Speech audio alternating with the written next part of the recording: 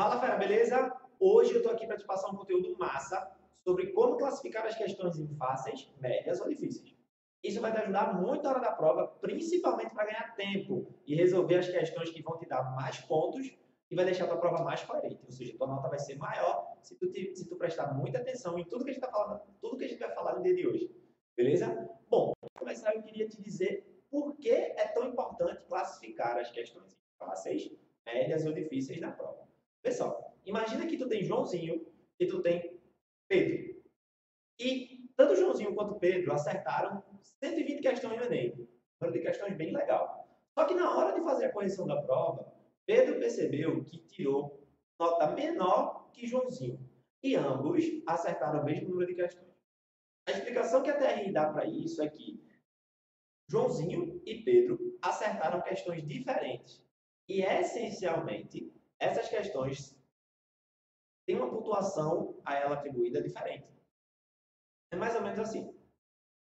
Supondo que Joãozinho, que foi o que tirou a maior nota, acertou todas as questões fáceis, acertou algumas questões médias e algumas questões difíceis. Já Pedro acertou algumas das fáceis, acertou todas as médias e acertou boa parte das difíceis. A TRI, ela é uma forma de correção que leva em consideração o grau de dificuldade das questões. É mais ou menos, ela atribui uma pontuação atrelada à probabilidade daquele cara acertar. Por exemplo, deixa eu pegar meu piloto aqui para mostrar para vocês. Pessoal, imagina que eu tenho uma régua aqui. E essa régua vai ser dividida em fácil, média, difícil.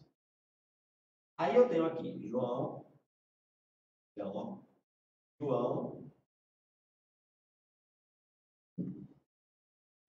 tenho João e eu tenho Pedro. Aí vamos dizer que vou botar aqui 6 questões, tá? Só para facilitar. Eu tenho 2 fáceis, 2 médias e 2 difíceis. Mesma coisa para Pedro. O que é que vai acontecer? É que João acertou acertou essa e acertou uma difícil. Já Pedro errou essa, acertou essa e essa. O que é que... E aí, quando foi comparar as notas, né, você teve, supondo, tá? 480 para João e 320 para Pedro. O que é que isso quer dizer para a gente? Eu vou apagar aqui e ficou fora, né? O que é que isso quer dizer para a gente? João tirou 420 e Pedro tirou 380. O que é que isso quer dizer para a gente? Quer dizer o seguinte, que João foi mais coerente na hora de resolver a prova. Ou seja, João acertou aquilo que era fácil e errou aquilo que era difícil. Isso é o que a gente chama isso é o que a TRI chama de coerência pedagógica. E você tem que ter muita atenção a isso. Porque se você acerta mais questões médias ou acerta as questões médias e difíceis, não é que o Enem vai tirar ponto seu, mas ele vai atribuir uma nota menor àquelas questões.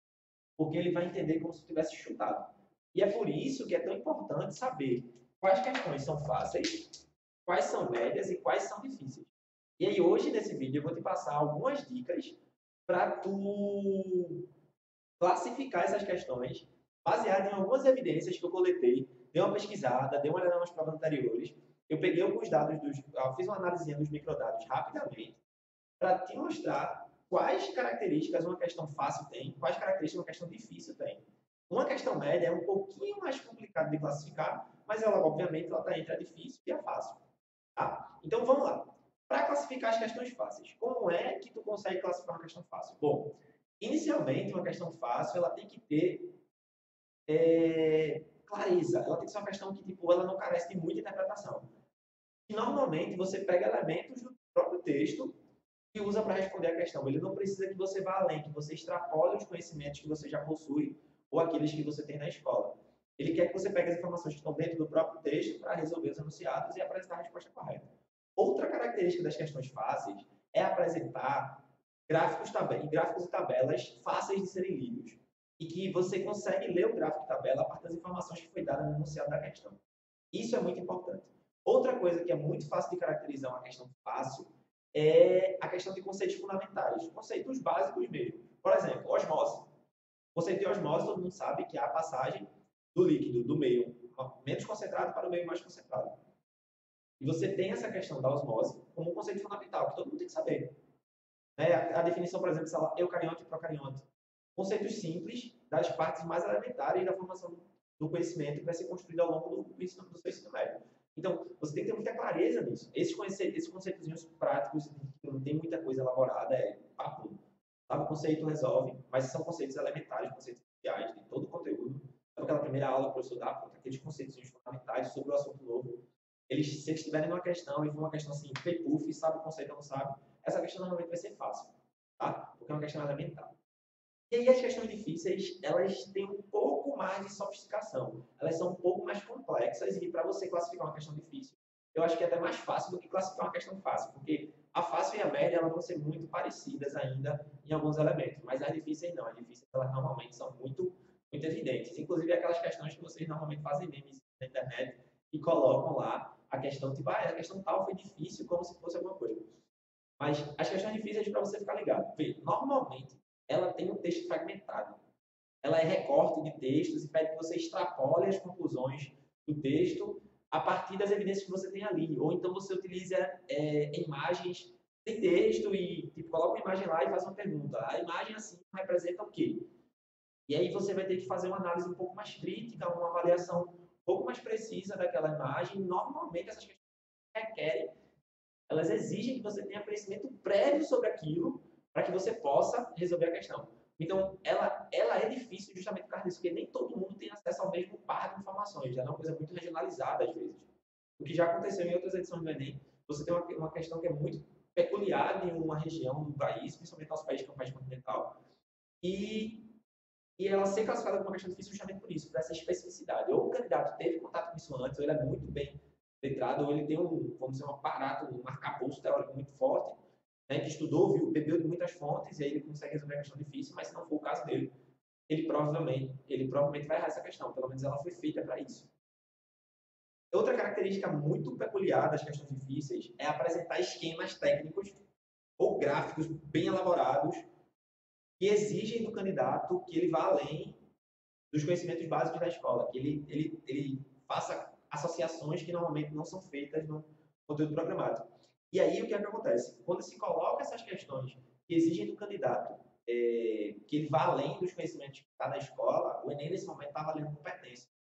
E aí esse conceito de competência é muito forte. Como estou mestrando em ensino de ciências ainda, esse semestre eu paguei uma disciplina de currículo e formação docente. E a gente discutiu um pouco sobre o conceito de competência. E aí a gente viu lá que o conceito de competência está associado à capacidade do indivíduo de, a partir das diversas habilidades que ele possui, pensar em soluções que vão além da obviedade, vão além daquilo que é óbvio, daquilo que está na nossa frente. E o candidato, ele pega aquele conhecimento que ele adquiriu, aquele conhecimento básico, e se ele tiver realmente se apropriado dele, ele extrapole os exemplos que são apresentados na escola, os exercícios dos livros, ele exige do candidato aquele a mais, aquela coisa extra. E aí, se você chega numa questão e percebe que ela não tem nada de muito óbvio, não é muito daquele conteúdo que você viu na escola, ou que te cobra algo que vai além daquilo que era esperado no ensino médio, cobre coisas bem peculiares, principalmente questões que envolvem tecnologia, elas são muito assim, elas tipo, te cobram um conceito que normalmente, ele é tão novo, que dificilmente ele foi trabalhado na escola. Então, ele é um conceito muito forte para você. Então, ele avalia a competência. Então, essas questões que avaliam, que buscam, né, avaliar a competência, a gente sabe que competência meio que não se avalia do ponto de vista teórico, mas aí é isso que ele está buscando, é avaliar a sua capacidade de improvisar, de usar os conhecimentos que você tem para resolver. Então, você vai perceber que é uma questão que ela não é tão óbvia, que ela não é tão direcionada, ela não é um texto, ela é uma coisa que realmente você vai usar o seu imaginário e a criatividade para desenvolver. Isso é muito forte. Uma outra característica de questões difíceis é aquelas questões que envolvem várias disciplinas.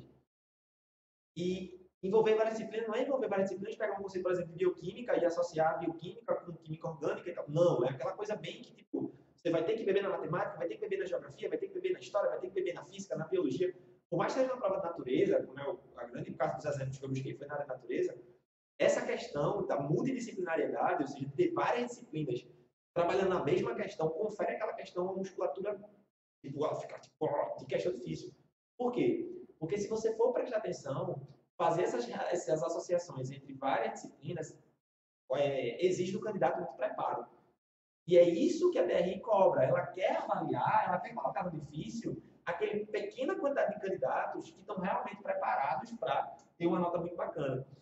Se eu fosse colocar isso aqui na régua da DRI, eu poderia dizer que a fácil, o candidato direito de 200, a média a partir de 400 e difícil a partir de 750.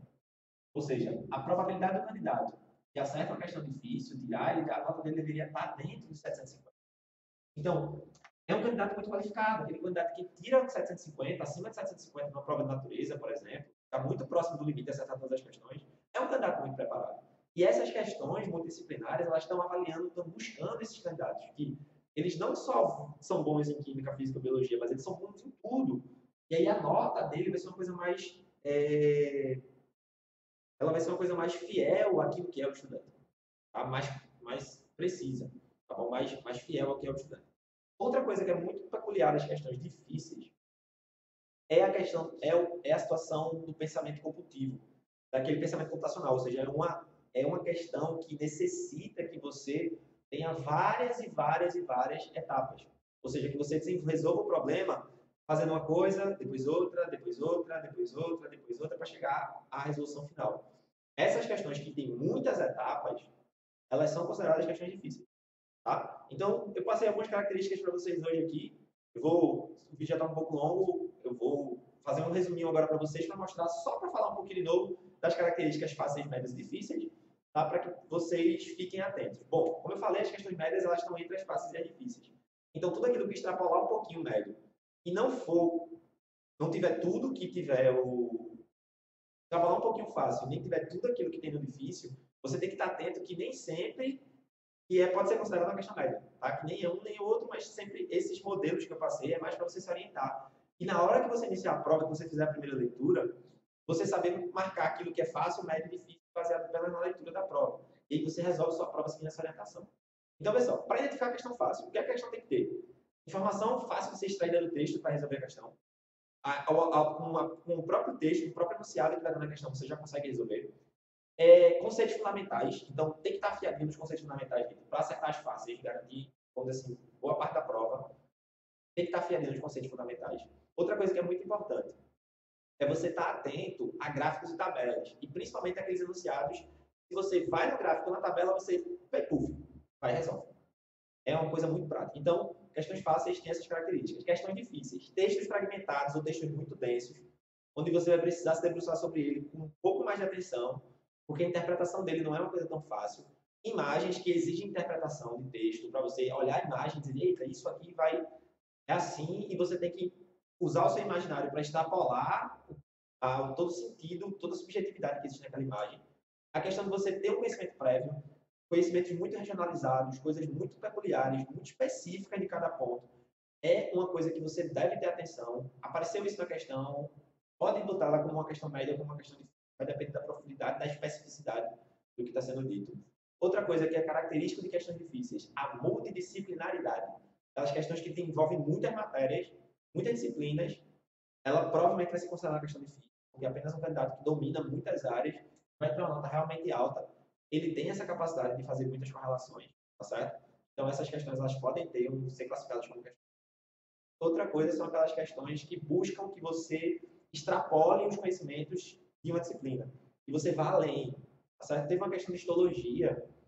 Eu vou fazer o seguinte, eu vou até colocar um PDFzinho para vocês, vou disponibilizar um PDF no link da bio com alguns exemplos de questões fáceis, médias, fáceis e difíceis, para vocês perceberem mais ou menos isso que eu estou falando, tá bom?